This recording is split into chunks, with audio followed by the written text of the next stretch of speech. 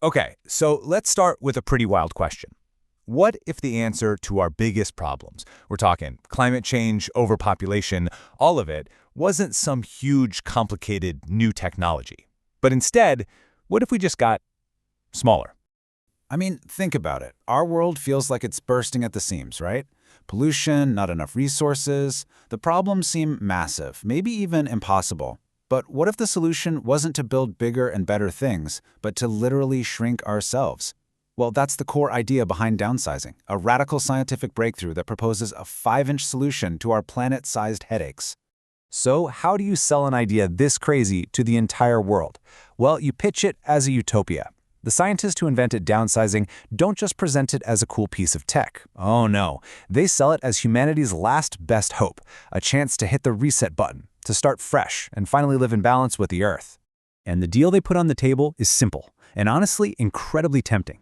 On one side, you've got all these crushing global problems that keep us up at night. On the other, the promise of a much lighter footprint, less waste, more for everyone, and just a better, simpler life. It's a pretty radical solution, but hey, we're living in radical times. And every big idea needs a visionary, right? This is Dr. Jorgen, the inventor.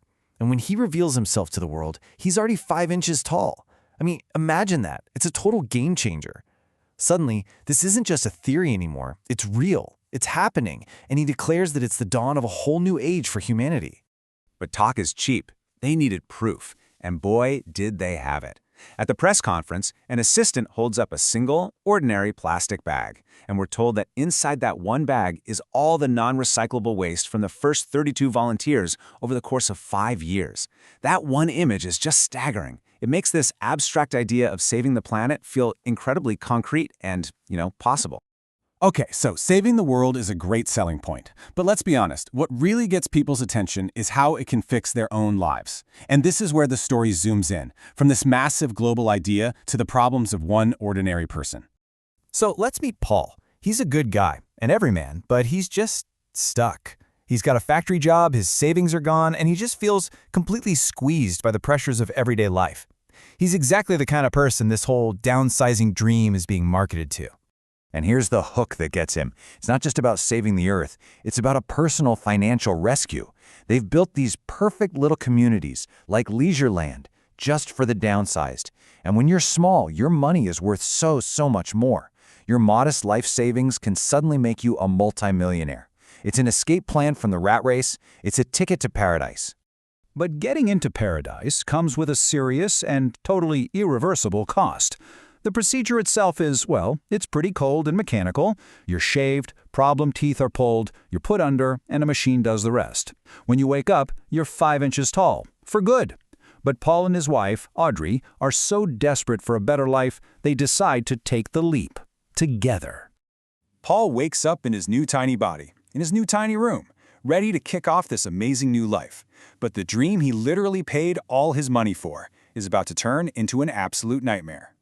Just as he's absorbing his new reality, his phone rings. It's Audrey. But she's not in the recovery room next door. She's calling from the big world. She tells him that at the very last second, she got scared. She panicked. She couldn't go through with it. And in that one phone call, his entire world just crumbles. The whole reason he did this, to build this new life with her, has completely evaporated. He's 5 inches tall, and he is utterly, completely alone. We jump forward a year, and on paper, Paul has it all. He's living in a ridiculous mansion, he has all the money he was promised, everything. But it's just a gilded cage. All the luxury is just hollow. It's a constant, painful reminder of what he lost. He's living the dream, but he feels totally bankrupt inside. Just when Paul's story seems to be about nothing but loss, it takes a sharp turn. He's about to find out that Leisureland has a very real, very dark side that you definitely don't see in the shiny brochures. This is when he meets Ngoc Lan Tran. He actually recognizes her from the news. She was a famous activist, a real hero, but she was downsized by her government against her will as a punishment. And now, this incredible symbol of resistance is here in Leisureland, working as a cleaning lady. And it's through her that Paul's eyes are opened to the lie at the very heart of this so-called paradise.